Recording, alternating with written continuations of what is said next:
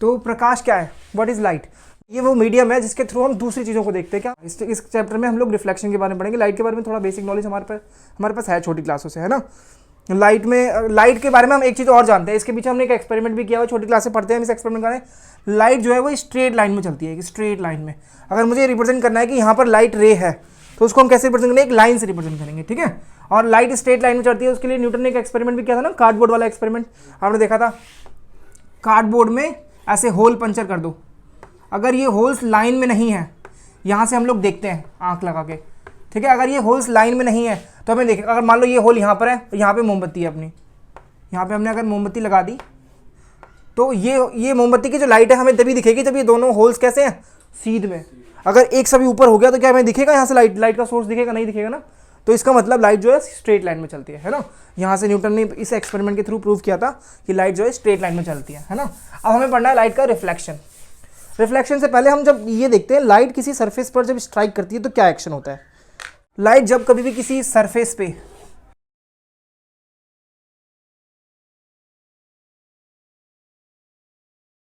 कहीं दूर से बहुत सारी लाइट्स रेज आ रही है, जब भी लाइट रेज ना बहुत दूर से आती है तो हम मानते हैं उसकी जितनी भी रेज है ना सारी एक दूसरे के पैरेलल चल रही है, ठीक है।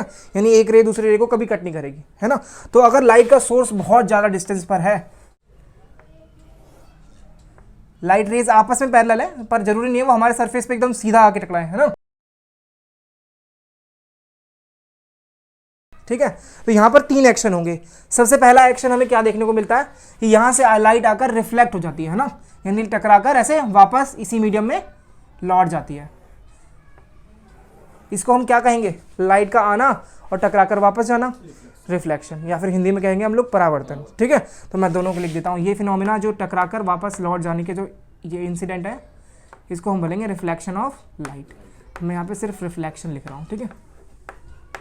और क्या एक्शन हो सकता है, लाइट के पास कुछ एनर्जी, मान लो वो एनर्जी 100% है, जब आई तो एनर्जी तो 100% ही होगी, क्या 100% एनर्जी रिफ्लेक्ट हो जाएगी, आंसर है नो। यहाँ पर 2 और फिनोमिना होते हैं। कुछ लाइट की जो एनर्जी होती है ना वो ये सरफेस एब्जॉर्ब कर लेती है। अगर किसी सरफेस पे बहुत देर तक लाइट पड़ी तो वो गर्म हो जाती है ना। सनलाइट अगर किसी पत्थर पर या फिर किसी दीवार पर बहुत देर तक पड़ती रहे तो वो गर्म हो जाती है, यानी इसका मतलब वो दीवार भी कुछ एनर्जी सोख लेती है ना। कुछ एनर्जी अपने अंदर से सोख लेगी, और कुछ सरफेस ऐसे भी होते हैं जो अपने अंदर सोखते भी हैं एनर्जी और कुछ एनर्जी को अपने अंदर से भी जाने देते हैं, है ना, यानी अपने अंदर होके जाने देते हैं। तो जो एनर्जी सोख ली जाती है, यानी इस फिनोमिना को हम लोग कहेंगे एब्जॉर्प्शन ऑफ लाइट, है ना, AB एब्जॉर्प्शन, यानी कुछ लाइट एब्जॉर्ब भी कर ली जाती है और कुछ लाइट इसके आर पार निकल जाती है, इसको हम बोलेंगे ट्रांसमिशन। बोलते ना इसके थ्रू निकल गया, थ्रू वर्ड से बना दिया इन लोगों ने वर्ड ट्रांसमिशन, ठीक है, इसको हम बोलेंगे ट्रांसमिशन। तो इन तीनों के अलावा कुछ और नहीं होगा, यानी लाइट जो आई उसके पास 100% एनर्जी थी, उसका कुछ हिस्सा रिफ्लेक्ट हो जाएगा और कुछ हिस्सा एब्जॉर्ब हो जाएगा, कुछ हिस्सा इसमें से ट्रांसमिट हो जाएगा, है ना, ट्रांसमिट हो जाएगा, इसके थ्रू निकल जाएगा, इसके थ्रू अंदर। मान लो ग्लास बहुत मोटी है तो इसके अंदर चलेगा, यानी इसके अंदर चल रहा है, इसके अंदर है वो, इसके थ्रू निकल रहा है, इसलिए हम इसको ट्रांसमिशन बोलेंगे।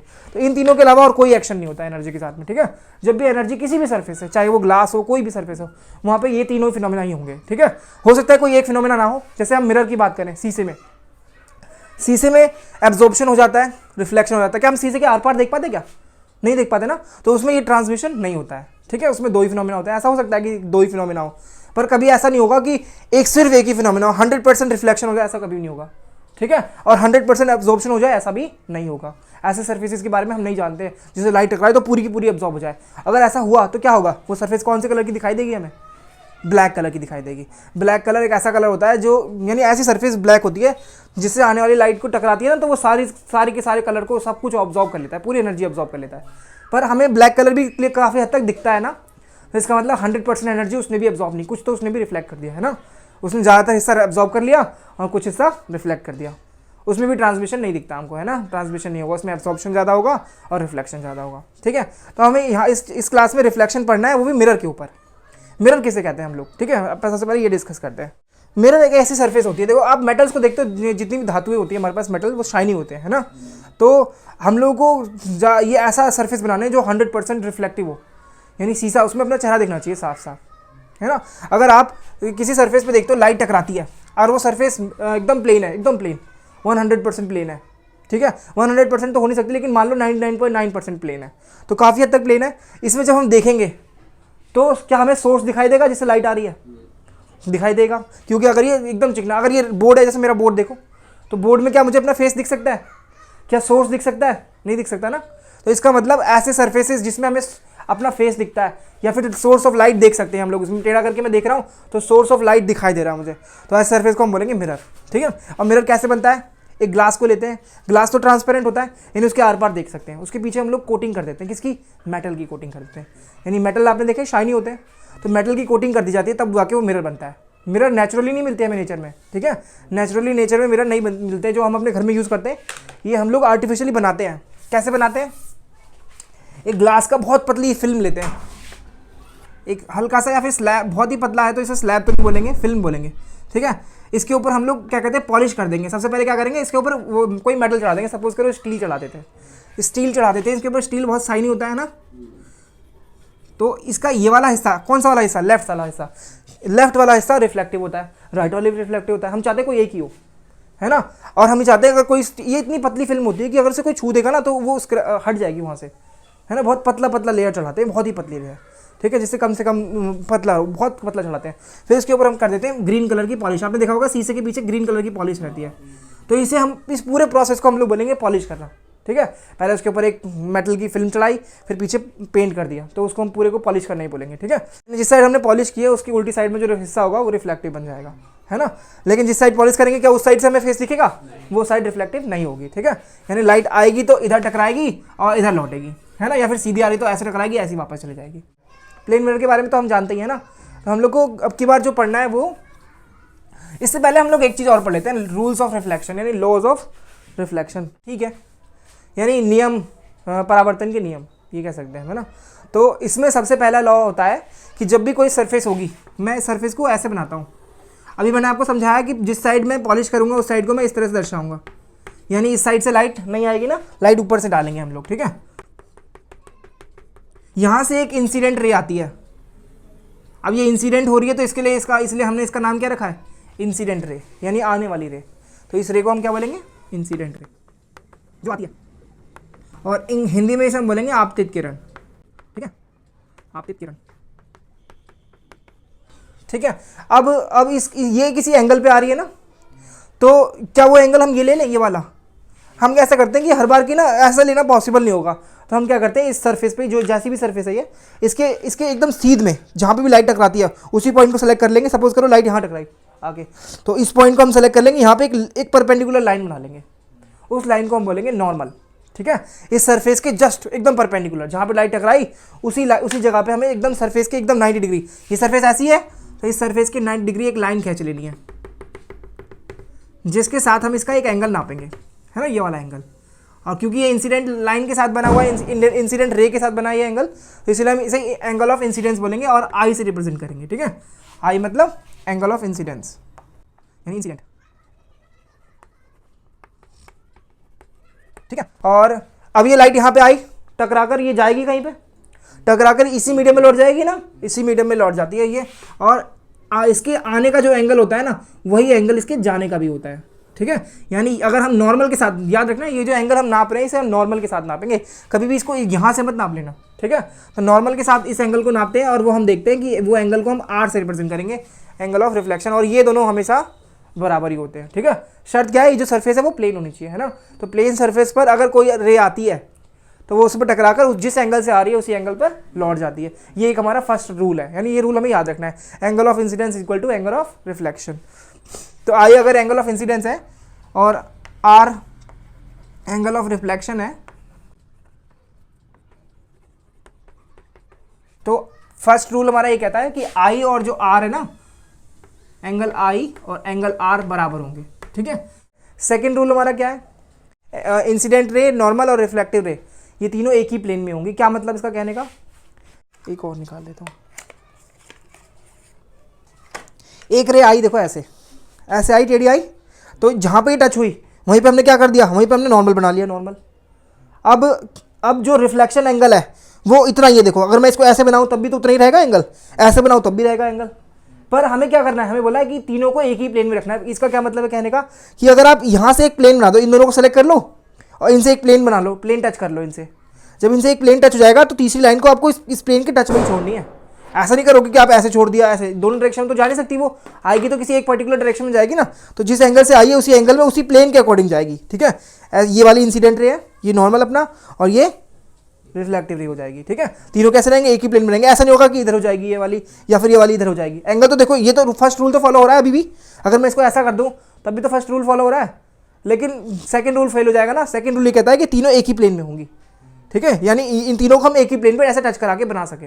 अगर ये ऐसे बाहर की तरफ निकला होगा तो ये एक प्लेन में नहीं आएगा ना, ऐसा टेढ़ा हो जाएगा, ये एक प्लेन में होना चाहिए। तो सेकंड रूल हमारा ये है, ठीक है। इंसिडेंट रे, एंगल ऑफ यानी नॉर्मल और रिफ्लेक्टिव रे, तीनों किसी में बनाएंगे हम लोग, एक ही प्लेन में बनाएंगे, ठीक है, और ये एक ही प्लेन में होते हैं, ठीक है। तो सेकंड रूल हमारा क्या कहता है, incident ray,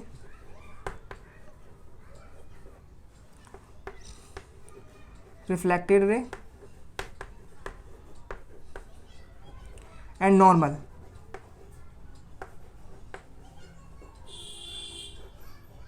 all are in same plane, ठीक है।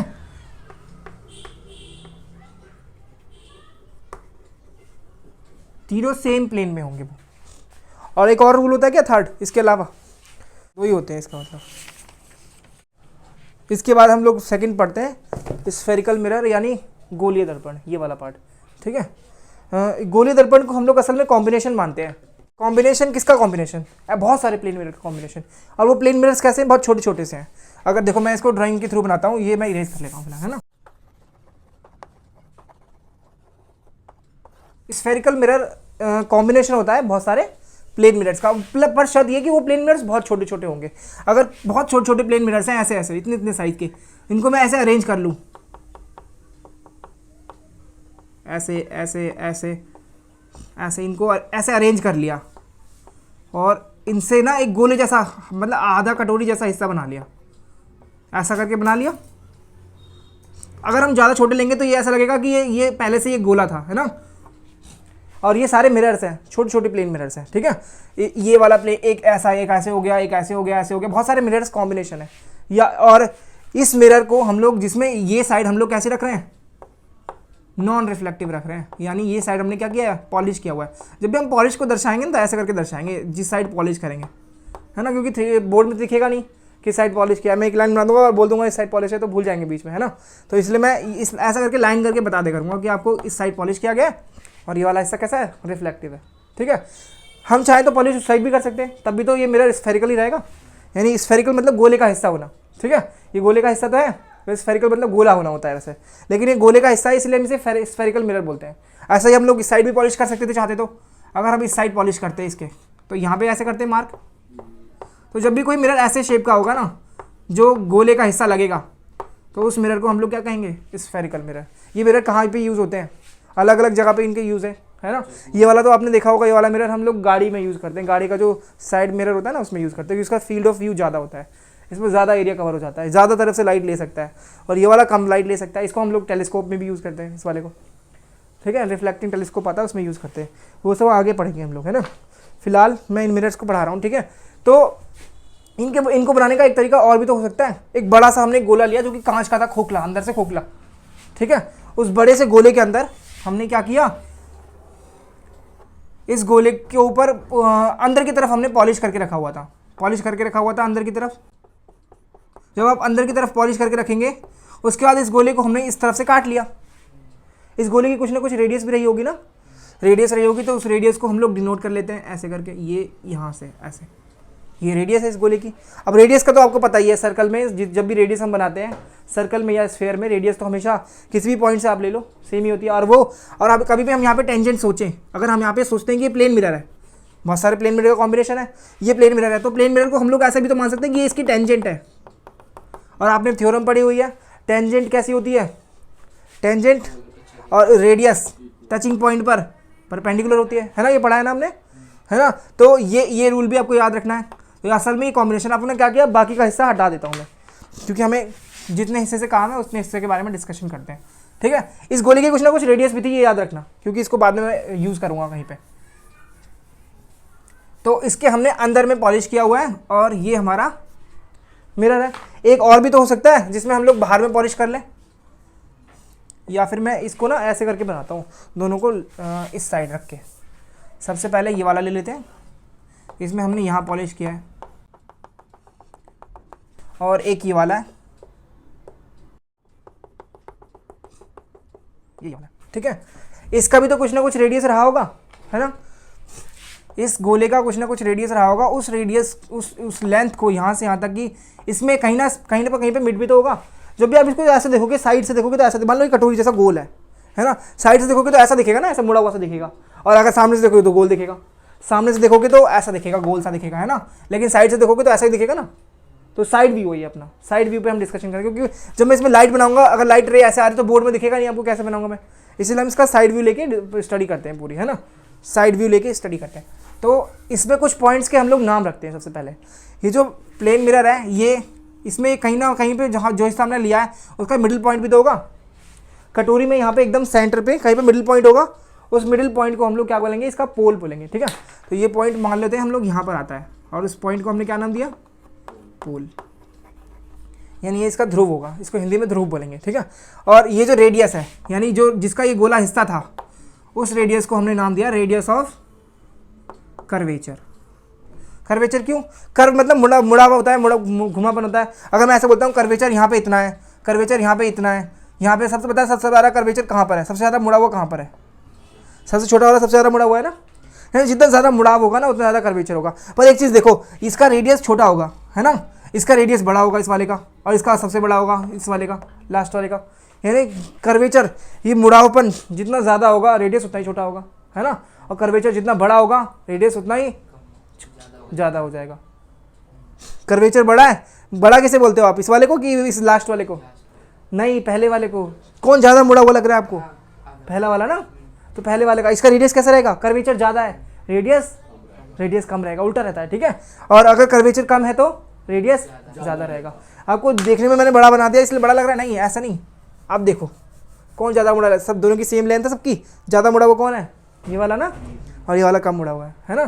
तो ज़्यादा मुड़ा रहेगा, ज़्यादा कर्वेचर रहेगा, तो रेडियस उल्टा, आप बोलते हो उल्टा तुरंत ही, रेडियस छोटा रहेगा। तो हम लोग इसको लिख भी लेते हैं इस पॉइंट को, है ना, हायर कर्वेचर लेस रेडियस, है ना,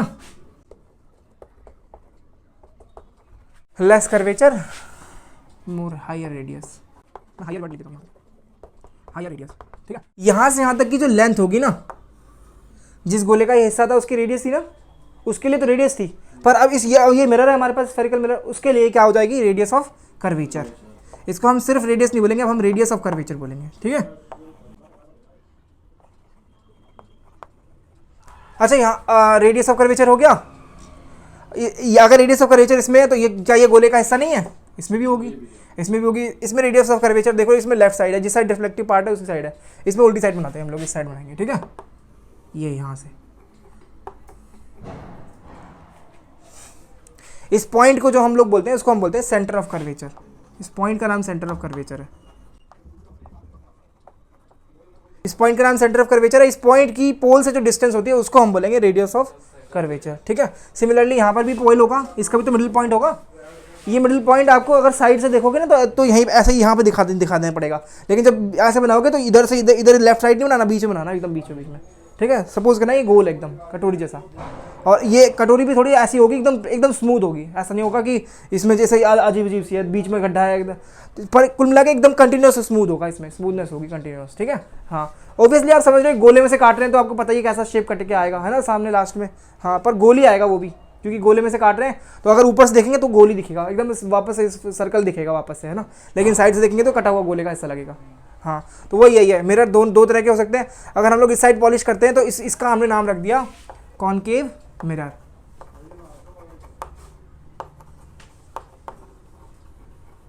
और प्लेन मिरर तो आप पहले से जानते हो ना, घर में जो शीशा यूज़ करते हैं चेहरा देखने के लिए, वो प्लेन मिरर होता है। ये वाला कैसा मिरर रहेगा, इसको हम लोग बोलेंगे कॉन्वेक्स मिरर। याद रखने का तरीका क्या है, इसकी डेफिनेशन भी हम कई बार पूछ लेते हैं, तो उसका कैसे बताएंगे हम लोग इसके बारे में। अगर मुझे किसी को बताना है कि क्या कहते हैं कॉनकेव मिरर कैसा दिखता है, तो हम इसको बोलेंगे कि जो रिफ्लेक्टिव पार्ट होगा उसमें जो बीच का हिस्सा होगा वो अंदर की तरफ दबा होगा, है ना, और जो साइड का हिस्सा होगा वो बाहर की तरफ उठा हुआ होगा। यानी इस साइड से ये अप होगा और इस साइड से ये बल्ज मतलब इस साइड से दबा हुआ होगा, है ना, कंप्रेस होगा, इस साइड से उठा हुआ होगा। इसमें क्या होगा, रिफ्लेक्टिव पार्ट का हिस्सा, बीच वाला हिस्सा क्या होगा, उठा हुआ होगा, उल्टा होगा ना इससे, और किनारे जो होंगे इसके दबे होंगे, यानी एज पे दबा होगा और बीच में कैसा होगा, बल्ज होगा, उठा हुआ होगा। ठीक है, यानी बीच में उठा हुआ रहता है ये और साइड पे दबा हुआ रहता है। ये इस तरह से हम इसकी डेफिनेशन भी देते हैं। ठीक है, कहीं पूछता है ना कि कॉनकेव मिरर कौन सा मिरर होता है, तो आपको बताना पड़ेगा कि ऐसा मिरर जिसमें रिफ्लेक्टिव पार्ट वाले साइड में बीच का हिस्सा दबा हुआ रहता है और किनारों पर वो उठा हुआ रहता है। अब हमने देखा जब ये दोनों मिरर के ऊपर अलग अलग लाइट के बारे में डिस्कशन करते हैं, जब इससे लाइट टकराती है तो कैसा रिएक्शन आता है लाइट का, और जब उससे लाइट टकराती है तो कैसा रिएक्शन आता है ना। कुछ रूल्स है जो हम लोग मान के चलेंगे। ठीक है, हम कभी भी पोल लेंगे ना तो पोल का जो सेंटर है ना, हमें पोल वाला जो पार्ट है ना उसे हम कार्टेशियन कोऑर्डिनेट का अकॉर्डिंग लेते हैं। तो हमारा कार्टेशियन कोऑर्डिनेट सिस्टम कहता है कि बीच में क्या रहता है, ओरिजिन, और इस तरफ नेगेटिव क्वांटिटीज और इस तरफ पॉजिटिव क्वांटिटीज। तो पोल को जब भी हम लेंगे अपने मिरर को, तो हमेशा उसका पोल हमेशा ओरिजिन पे रखेंगे। ठीक है, तो अगर हमने यहाँ पे कॉनकेव मिरर लिया है तो कॉनकेव मिरर का पोल किधर रहेगा, ओरिजिन पे रहेगा। ठीक है, अब कार्टेशियन कोऑर्डिनेट सिस्टम में एक पॉजिटिव डायरेक्शन होती है और एक नेगेटिव डायरेक्शन होती है। हम लोग क्या करते हैं, उसी के हिसाब से चलते हैं, है ना। तो इसका मतलब हम लोग ऑब्जेक्ट, और हमारा एक और रूल बना के हम चलेंगे, जिस तरफ लाइट चल रही है ऑब्जेक्ट से टकराकर जो लाइट आती है, इसके सामने हम कुछ ऑब्जेक्ट रखेंगे, है ना। मान लो ये ऑब्जेक्ट है, तो इस ऑब्जेक्ट से जो चल के लाइट आएगी ना, लाइट उसके चलने की डायरेक्शन को हम पॉजिटिव डायरेक्शन लेंगे। ठीक है, कार्टेशियन कोऑर्डिनेट भी यही कहता है कि ये वाली साइड कैसी होती है, पॉजिटिव। तो हम अपना ऑब्जेक्ट जो है जानबूझ के हमेशा लेफ्ट साइड रखेंगे, ताकि उससे आने वाली रेज कैसे रहेंगे, हमेशा इस तरफ चले, राइट साइड चले। और राइट डायरेक्शन तो हम जानते हैं पॉजिटिव होती है ना, तो राइट डायरेक्शन पॉजिटिव रहेगी। और फर्स्ट तो हम लोग लिख लेते हैं, we always take the pole of mirror. Mirror का जो पोल है वो हमेशा हम किस पे रखेंगे, हमेशा इसके सेंटर पे रखेंगे, हमेशा ओरिजिन पे रखेंगे, है ना, एट ओरिजिन यानी मूल बिंदु पर। ठीक है, हमेशा पोल को हम लोग कहाँ लेंगे, मूल बिंदु पर लेंगे। और ऑब्जेक्ट से जो लाइट आने वाली लाइट होगी, इंसिडेंट रे होगी, वो उसकी जिस डायरेक्शन में वो चलेगी उस डायरेक्शन को हम पॉजिटिव लेंगे। मान लो अपने ऑब्जेक्ट यहाँ रखा होता, अगर ऑब्जेक्ट को हम यहाँ रखेंगे तो उससे लाइट इस तरफ चलेगी, तो अब हम इस डायरेक्शन को पॉजिटिव लेने लगेंगे, जबकि कार्टेशियन में इस तरफ होता है। तो इसलिए हम लोग जानबूझ के याद रखते हैं कि हम ऑब्जेक्ट को हमेशा लेफ्ट रखा करेंगे, और मिरर का जो रिफ्लेक्टिव पार्ट है वो हमेशा किधर रखेंगे, इस तरफ रखेंगे। अगर रिफ्लेक्टिव पार्ट उस तरफ होगा तो हमें मजबूरी है कि हमें ऑब्जेक्ट को उधर रखना पड़ेगा, है ना। तो हमने ये फिक्स कर दिया कि हम अब से मिरर का पार्ट जो है ना लेफ्ट, ये जो मिरर का रिफ्लेक्टिव पार्ट होगा उसका जो फेस है वो हमेशा लेफ्ट रखेंगे, है ना, कार्टेशियन कोऑर्डिनेट के हिसाब से चले, ताकि हमारा कुछ गड़बड़ भी ना हो, है ना। क्योंकि कार्टेशियन के हिसाब से चलेंगे तो भूल चुक भी नहीं होगी हमसे, है ना।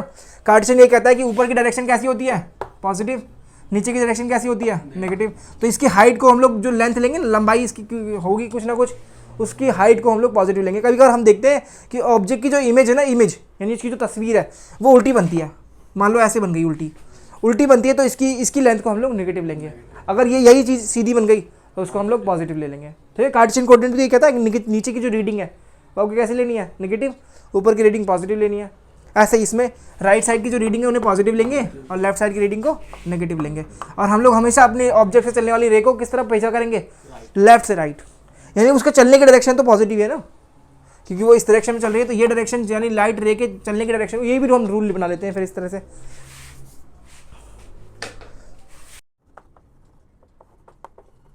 डायरेक्शन ऑफ, इसके आगे हम लिखता हूं इंसिडेंट रे फ्रॉम ऑब्जेक्ट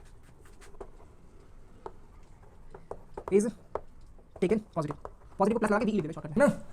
तो हमेशा जिस डायरेक्शन में रे चल रही है, ऑब्जेक्ट से आने वाली रे जिसको हम ले रहे हैं, इंसिडेंट जो ऑब्जेक्ट से आ रही है रे, उस रे की डायरेक्शन को हम लेंगे पॉजिटिव डायरेक्शन। अब ये जो लाइन आप देख रहे हो कि जिसको मैं पोल से होकर गुजार रहा हूँ, और यहाँ पर कहीं ना कहीं पे सेंटर ऑफ कर्वेचर सपोज करो यहाँ पर है सेंटर ऑफ कर्वेचर, है ना, यहाँ पर सी पॉइंट, सी से रिप्रेजेंट करते हैं, या फिर इसको हम लोग 2F से भी रिप्रेजेंट करते हैं। ठीक है, 2F से रिप्रेजेंट करते हैं। तो ये सेंटर ऑफ कर्वेचर जो है वो, और उससे पोल से, दोनों से होकर जो एक लाइन जाती है ना, ये जो लाइन है, जो लाइन हम बना रहे हैं, ये इमेजिनरी लाइन है, इसको हम सोचते हैं। एक्चुअली प्रैक्टिकल में कहाँ लेंस में कोई लाइन दिखती है, ना। तो ये इमेजिनरी लाइन है, इस लाइन को हम कहेंगे प्रिंसिपल एक्सिस। ठीक है, यानी वो लाइन जो सेंटर ऑफ कर्वेचर से भी होकर जाती है और पोल से भी होकर जाती है एकदम स्ट्रेट, उस लाइन को हम कहेंगे प्रिंसिपल एक्सिस। और प्रिंसिपल एक्सिस के ऊपर ही हम हमेशा अपना ऑब्जेक्ट रखा करेंगे। ठीक है, तो और ये देखो, ये ऑब्जेक्ट जो है, सपोज करो दिस इज ऑब्जेक्ट, अगर ये ऑब्जेक्ट है AB, तो इसका इससे कुछ डिस्टेंस भी है ना। तो ये डिस्टेंस इसका इससे है, इस डिस्टेंस को हम लोग रिप्रेजेंट करेंगे U से, यानी यहाँ से यहाँ तक के डिस्टेंस को U से रिप्रेजेंट करेंगे।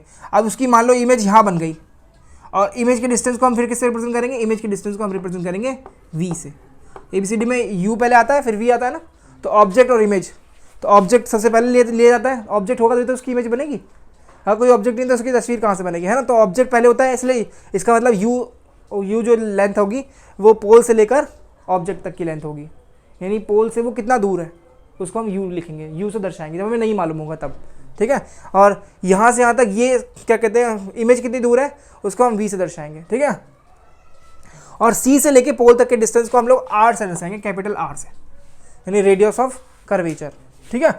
अब इसके बाद एक पॉइंट और आता है ना, उसको समझने से पहले हम लोग ये समझते हैं कि जब लाइट इसके ऊपर आती है और वो लाइट बहुत दूर से आ रही है, इन्फिनिट से आ रही है, तो उसका क्या एक्शन होता है ना। जब कोई लाइट रेज इन्फिनिट से आती है और हमारे इस कॉनकेव मिरर पर टकराती हैं, मान लो ये हमारा पोल है और ये इससे क्या कहते हैं प्रिंसिपल एक्सिस गुजर रही है, यहाँ पर हमारा सेंटर ऑफ कर्वेचर है, ठीक है। लाइट रेज बहुत दूर से आ रही है तो पैरेलली आएंगी फिर तो, है ना। एक दूर से लाइट रेज आई ऐसे, दूसरी ऐसे मान लो, और ऐसे करके बहुत सारी रेज आ रही हैं लाइट से, है ना। लाइट की कहाँ से आ रही है, इन्फिनिट से आ रही है, बहुत दूर से डिस्टेंस से आ रही है ये, तो ये आती है मिरर से टकराती हैं, मिरर से टकराएंगी तो हमने बताया था शुरू में, मैंने बताया था कि इस मिरर को हम लोग मान सकते हैं बहुत सारे प्लेन मिरर का कॉम्बिनेशन। तो यहाँ पे ये लाइट रे टकराई, इस वाली रे पे फोकस करते हैं, है ना। यहाँ पे एक प्लेन मिरर है, वो प्लेन मिरर कैसे रिएक्ट करेगा, जिस एंगल पर ये आई है उसी एंगल पर इसे लौटा देगा। उससे पहले हमें क्या बनाना चाहिए, नॉर्मल बनाना चाहिए। तो हमने यहाँ पर एक नॉर्मल बनाया, ऐसे ऐसे एक नॉर्मल लिया, तो यहाँ पे एंगल ऑफ इंसिडेंस दिखाई दिया, है ना। एंगल ऑफ इंसिडेंस दिखाई दिया, तो एंगल ऑफ इंसिडेंस और एंगल ऑफ रिफ्लेक्शन तो बराबर होते हैं, ये तो रूल हम पढ़ चुके हैं। तो हम लोग क्या करेंगे, जाने वाली रे हम जानते हैं कैसे जाएगी, इसका मतलब जाने वाली रे ऐसे जाएगी, यानी ये वाला एंगल और ये वाला एंगल कैसे रहेंगे, बराबर रहेंगे, ठीक है। नीचे वाली रे पे फोकस करते हैं, ये वाली पे, इसके नीचे वाली पे। यहाँ पर हमने लिया, सपोज करो यहाँ पे प्लेन मिरर ये रहा, तो इसके ऊपर भी हम नॉर्मल बनाएंगे ऐसे करके। ऑब्वियसली प्लेन मिरर तो टेढ़ा ही है क्योंकि लगातार इसमें कर्व दिख रहा है, तो ये हमारा नॉर्मल थोड़ा सा टेढ़ा आएगा इसके मुकाबले। तो हमने लिया अपना प्लेन मिरर और ये अपना नॉर्मल ऐसे ले लिया, नॉर्मल, है ना। मैं थोड़ा बना देता हूँ ऐसे, नॉर्मल ऐसे ले लिया, फिर रिफ्लेक्शन भी एंगल तो बराबर ही होगा इसके, और वो रिफ्लेक्शन एंगल ऐसे आता है, ठीक है। ये वाला एंगल और ये वाला एंगल कैसे हो गए, बराबर हो गए। एक रे सीधी भी तो आ रही है, जो सीधी आ रही है कितने एंगल पे आ रही है, नॉर्मल हम बनाएंगे, यहाँ पे प्लेन है हमारा, नॉर्मल इसी के ऊपर आ जाएगा। नॉर्मल और इंसिडेंट रे दोनों एक ही, मान लो ऐसा एक लाइट आ रही है एकदम सीधी आई वो, तो नॉर्मल कहाँ बनाएंगे हम लोग, नॉर्मल हमेशा सरफेस के ऊपर बनाते हैं ना, तो नॉर्मल हम बनाएंगे तो वो भी यहीं बन जाएगा। तो एंगल ऑफ इंसिडेंस कितना हुआ, जब एक लाइन दूसरी लाइन के ऊपर आ गई, 0, तो एंगल ऑफ रिफ्लेक्शन भी कितना होगा। तो इसके लिए एंगल ऑफ इंसिडेंस और एंगल ऑफ रिफ्लेक्शन कैसे होंगे, सेम ही होंगे, यानी एक रे ऐसे आई और ऐसे ही चली गई। सेम चीज़ हमने इसमें की, एंगल ऑफ रिफ्लेक्शन वगैरह फंडा लगाया और हमने देखा टकराने के बाद रे ऐसे चली गई। ये वाली के साथ भी देखा, ये वो टकराई ऐसे चली गई, ये वाली टकराई, ये वाली लास्ट वाली नीचे वाली वो भी ऐसे चली गई। एक वंडरफुल हमें यहाँ पे चीज़ दिखाई दी कि जितनी भी रेस आ रही हैं सब एक ही पॉइंट से टच होके जा रही हैं, है ना। टकराने के बाद वो एक सिंगल पॉइंट से होके जा रही हैं। क्या वो पॉइंट सेंटर ऑफ कर्वेचर है, नहीं, सेंटर ऑफ कर्वेचर और इसके बीच में आ रहा है वो पॉइंट। हमने देखा ये स्टडी करके, ये जो पॉइंट है ना, ये जो फोकस वाला पॉइंट है जिसमें सारी लाइट फोकस हो गई, एकदम आगे इकट्ठी हो गई हैं, तो ये पॉइंट एकदम मिड में आता है, एकदम बीचों बीच आता है सेंटर ऑफ कर्वेचर और पोल के। यानी पोल अगर हमारा यहाँ पर है तो सी और पी के जस्ट बीच में हमें एक पॉइंट मिलता है जिसको हम क्या कहेंगे, फोकस पॉइंट, और इसको हम लोग रिप्रेजेंट करेंगे कैपिटल एफ से, ठीक है। अब ये भी तो पोल से कुछ ना कुछ डिस्टेंस पर है, तो इसके डिस्टेंस को जो हम लोग रिप्रेजेंट करेंगे उसको हम लोग स्मॉल एफ से करेंगे और उसको हम कहेंगे फोकल लेंथ, ठीक है। लेंथ है, ये लंबाई है, और ये फोकस की लंबाई लेंथ है, तो इसलिए हम इसे क्या कहेंगे, फोकल लेंथ। तो हमने सारे टर्म्स इसमें समझ लिए हैं, यानी हम इसके रूल्स को इसके सामने ऑब्जेक्ट रख के अलग अलग ड्राइंग बना सकते हैं। अब हम क्या करेंगे, एक ऑब्जेक्ट इन्फिनिट पे है तो उसकी ड्राइंग कहाँ बन रही है, तो हम देख चुके हैं यहाँ बन रही है। अब एक ऑब्जेक्ट सी के पॉइंट पे है, इन्फिनिट मतलब कितना भी डिस्टेंस, तो इन्फिनिट और सी के बीच में रखेंगे ऑब्जेक्ट को, फिर देखेंगे उसकी इमेज कहाँ पे बन रही है, मिरर में यहाँ बन रही है, मिरर के पीछे बन रही है, यहाँ सामने बन रही है, उल्टी बन रही है, सीधी बन रही है, इस तरह की चीज़ों को हम स्टडी करेंगे अब, है ना। बस हमें इन्हीं रूल्स को याद रखना है, ठीक है। याद रखना है एक बात और, कि जब कोई रे सीधी आ रही है तो सीधी चली जाएगी, ऐसे लौट के चली जाएगी, है ना। या फिर अगर कोई रे ऐसे आ रही है, ऐसे, मैं दूसरी जगह बना के दिखाता हूँ, ये भी एक रूल है। रे ऐसे आ रही है ना, टकराने के बाद कैसे जा रही है, फोकस से होकर जा रही है। सपोज करो कोई रे अगर ऐसे आई, ऐसे, तो वो टकराने के बाद ऐसे ही पैरेलल हो जाएगी अपने आप ही, ठीक है। यानी अगर ये फंडा फॉलो होता है तो रिवर्स फंडा भी फॉलो होगा, ठीक है। हाँ, अगर कोई रे ऐसे आ रही है, ऐसे टकराकर ऐसे गई, तो अगर कोई रे सपोज करो ऐसे आई होती तो कैसे जाती, तो ऐसे जाती, पैरेलल हो जाती वो, ठीक है। यानी अगर कोई ऑब्जेक्ट फोकस पे रखा है और वो लाइट यहाँ पे फेंकता है तो उसकी उसकी वो लाइट कैसे फेंक देगा, सीधी कर देगा वो मिरर उसे, है ना। ये मिरर क्या कर देगा, सीधी कर देगा। कुछ तो वैसे भी वो सीधी फेंक रहा है और कुछ ऐसे कर रहा है वो इसको सीधी, तो उसका तो हम कहीं पे यूज़ भी कर सकते हैं, लेजर लाइट में कर सकते हैं ना इसका यूज़, तो कहीं कहीं पे लेजर लाइट में ऐसे यूज़ भी किया जाता है ना। यहाँ पे सोर्स सामने रख दिया, पीछे क्या लगा दिया, लेजर लाइट में नहीं, आपकी जो क्या कहते हैं गाड़ी में देखा है आपने, जो हेडलाइट होती है उसकी गाड़ी की हेडलाइट कैसे यूज, उसमें यही लगाया जाता है। हेडलाइट सपोज करो गोल एकदम, यहाँ पे अपना बल्ब रहता है ऊपर की तरफ उठा रहता है और इस वाले हिस्से को चिकना बनाया जाता है। अब आप बताइए ये ऐसा चिकना है तो ये कौन से मिरर लग रहा है, कॉनकेव की कॉन्वेक्स, कॉनकेव लग रहा है ना। तो ये क्या करेगा, ये लाइट को सीधा कर देगा, रोड पे डाल देगा, ऐसे सीधा सीधा सामने डालेगा, है ना। वरना तो लाइट वहीं पे ग्लो करेगी और हर डायरेक्शन में फैलेगी। तो हम रोड में एक पर्टिकुलर डायरेक्शन में लाइट को डालते हैं ना। आपकी जो गाड़ी की लाइट है वो नीचे की तरफ करनी है आपको, तो उसमें पास वाला बटन आता है, एक पास लिखा रहता है, PASS पास करके लिखा रहता है ना, उसमें ऐसे 3 लाइन रहती है। तो इसका मतलब लाइट को आप सीधा करना चाहते हो या रोड पे करना चाहते हो। सीधा कर दोगे तो वो सामने का दिखाने लगता है, अगर ऐसा कर दोगे पास वाले बटन को दबा दोगे, नीचे की तरफ कर दोगे, ऑफ कर दोगे तो रोड वापस रोड पे दिखाता है, अगर ऑन कर दोगे तो सामने दिखाता है, सामने की तरफ, है ना। आज के लिए फिर इतना ही रखते हैं, है ना। कल मैं दोबारा पढ़ाऊंगा इस टॉपिक को और इसमें हम 6 स्टेजेस के बारे में बात करेंगे, यानी ऑब्जेक्ट को हम अलग अलग लोकेशन पर रखेंगे, ठीक है। इसमें हमसे क्या पूछा जाता है एग्जाम में हमसे पूछा जाता है what are the laws of reflection, यानी रिफ्लेक्शन की क्या लॉज है ना। क्या कहते हैं फोकल लेंथ या फिर ये सब, इनमें डिफ्रेंशिएट कीजिए। इन मिरर्स को हम लोगों ने 2 नाम और रखे। अगर आप दूसरे मिरर की बात करो, यानी ये वाले मिरर की बात करो, इस मिरर में क्या होगा, अगर लाइट बहुत दूर से आ रही है तो ये लाइट वही फंडा फॉलो करेगा, अगेन यहाँ पर नॉर्मल बनाते हैं और इसको ऐसे भेज देते हैं। तो ये क्या करता है, लाइट ऐसे आती है, सीधी जो लाइट आएगी वो तो वापस ऐसे लौट जाएगी। सपोज करो ये पोज टकराई तो पोज टकराएगी तो ये वापस ऐसे लौट जाएगी। अगर नीचे से अगर ऐसे आई तो ये ऐसे जाएगी, यानी ये लाइट को फैला देता है अपने यहाँ पर आने पर। जबकि ये क्या करता है, लाइट को इकट्ठा कर देता है। तो ये लाइट को फैलाने को हम क्या बोलते हैं, डाइवर्ट कर देता है, डाइवर्ज कर देता है ना। और इकट्ठे करने को हम क्या बोलेंगे, कन्वर्ट करता है, कन्वर्ज कर दे रहा है ना।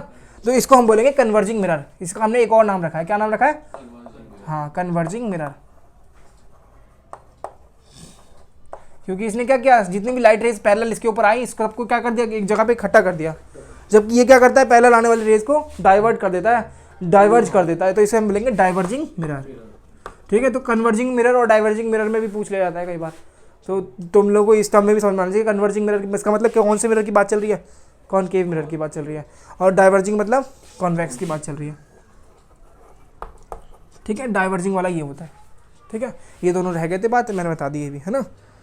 बस अब यही है, इसकी स्टेजेस पढ़ते हैं हम लोग 6, इसमें एक ही होती है और हर बाकी जितनी भी आप लोग ऑब्वियस ही बात है, इसमें हम लोग ऑब्जेक्ट को रखेंगे तो बात करेंगे तो ऐसे ही, इसमें सारा कुछ यहीं पे होता है। देखो ऑब्वियसली जिस साइड नॉन रिफ्लेक्टिव पार्ट है, फोकल लेंथ भी यहीं ली जाएगी, यहाँ ली जाएगी फोकल लेंथ। और क्या, जिस तरह सेंटर ऑफ कर्वेचर उसके बीच में और पोल के बीच में तो होती है फोकल लेंथ, तो फोकल लेंथ यहाँ ली जाएगी। पर हम ऑब्जेक्ट को यहाँ रख नहीं सकते, मजबूरी है हमारी, हम ऑब्जेक्ट को यहाँ पर रख नहीं सकते। अगर मैं ऑब्जेक्ट को यहाँ रखूँगा तो ऑब्जेक्ट से कोई लाइट जाएगी नहीं इसकी, क्योंकि ये वाला हिस्सा तो नॉन शेडी वाला है।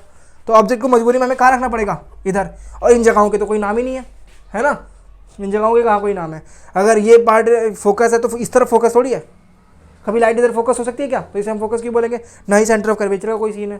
कभी कभी बच्चे सोचते हैं कि अगर फोकस यहाँ पर है तो पोल से ही भैया इतनी दूर पे ले लो फोकस दूसरा वाला, ऐसा नहीं, फोकस इसका इधर ही रहेगा। सेंटर ऑफ कर्वेचर यानी जिस गोले का हिस्सा है वो इधर ही होने वाला है ना, तो फोकस भी इधर ही होने वाला है, ठीक है। तो इसलिए इसमें एक ही स्टेज मान के चलते हैं हम लोग कि एक ही होगी, रखा जाएगा तो इसके सामने ही रखा जाएगा, पर उस पॉइंट का कोई नाम नहीं रहेगा, हमने रैंडम पॉइंट पर रख दिया किसी पे भी। और इसमें हमेशा ऐसे ही रहेगा ये, इसमें पर एक बात होती है, इसमें हमेशा ऑब्जेक्ट जो है ना, ऑब्जेक्ट की जो इमेज है वो सीधी बनती है, उल्टी नहीं बनती कभी भी।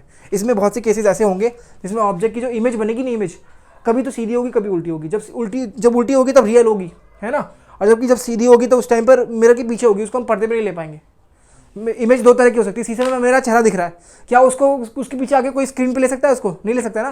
तो ऐसे इमेज को हम लोग क्या बोलेंगे, नॉन रियलिस्टिक, या फिर हम इसको बोलते हैं इमेजनरी इमेज, है ना, आभासी, हिंदी में बोलते हैं आभासी प्रतिबिंब, ठीक है। और एक और वर्ड वर्चुअल इमेज बोलते हैं, हाँ, इमेजनरी इमेज नहीं, वर्चुअल बोलेंगे, वर्चुअल यानी हमें ऐसा आभास हो रहा है कि वहाँ पे कुछ है, लाइट एक्चुअल में वहाँ पे गई ही नहीं। लाइट वहाँ पे गई क्या, मिरर के पीछे लाइट जाती है क्या कभी, नहीं ना, हमें दिखता है कि हाँ लाइट वहाँ तक भी गई है नहीं। और लाइट के वहाँ पे होने का धोखा हमें जो दिखता है ना, उसको हम बोलते हैं वर्चुअल पार्ट है, आभास हो रहा है हमें ऐसा, है ना। और रियल में क्या होगा, रियल में तो एक्चुअल में लाइट वहाँ पे होगी, हम चाहेंगे तो उसको स्क्रीन पे ले पाएंगे। लाइट रेज अगर यहाँ पर है प्रेजेंट तो मैं स्क्रीन के ऊपर ले सकता हूँ ना, लेकिन लाइट रेज यहाँ पर पीछे है ही नहीं, पर हमें यहाँ से देखने में लगता है कि पीछे कुछ पहुँचा है।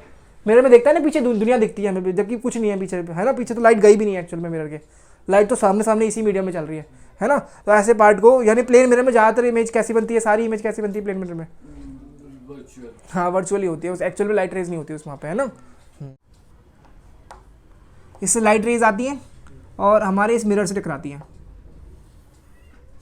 टकराने के बाद वो ऐसे हो जाती हैं, एक ये वाले ऐसे फैल गई, ये वाली ऐसे फैल गई। यहाँ पे हमने आई लगाई, आई हमारी क्या करती है, जो लाइट रेज आ रही है उसको मुड़, ये नहीं दिखता कि लाइट कहीं पे मुड़ी, उसको सिर्फ सीध में देखना आता है। तो हमारी आईज जब देखती हैं तो वो सीध में देखती हैं, तो वो ट्रेस बैक करती हैं, यानी ये लाइट रे की सीध में देखेंगे कहाँ से आ रही है लाइट, सीध देखेगी किधर जाके देखेगी, इस वाली लाइट रे की भी सीध में देखा जाएगा। तो हमारी आईज ट्रेस बैक करती है, ट्रेस बैक करने पर उसे कहाँ दिखाई देगा, ये सोर्स लाइट का बल्ब, यानी बल्ब तो यहाँ पे एक्चुअल में, लेकिन बल्ब कहाँ दिख रहा है उसे, यहाँ दिख रहा है, जबकि लाइट रे यहाँ पर इस जगह पर प्रेजेंट है क्या, नहीं है ना। तो ये जो इमेज हमें दिख रहा है यहाँ पे बल्ब का, वो वर्चुअल है, ठीक है, रियल में नहीं है ना। हाँ, तो इस तरह से वर्चुअल और रियल होता है, ठीक है। अब मान लो ये लाइट रे आती है और यहाँ पर हमें इमेज दिखता और हम मेरी आंखें से देखती, तो लाइट रेज एक्चुअल में यहाँ पे आई ना और मेरी आंखें से देख रही है, तो इसका मतलब ये रियल इमेज है, ठीक है। जब एक्चुअल में लाइट रेज होंगी और वो इमेज को दिखाएंगे तो उसको हम बोलेंगे रियल, वरना वर्चुअल बोलेंगे, ठीक है। आज के लिए फिर इतना ही रखते हैं।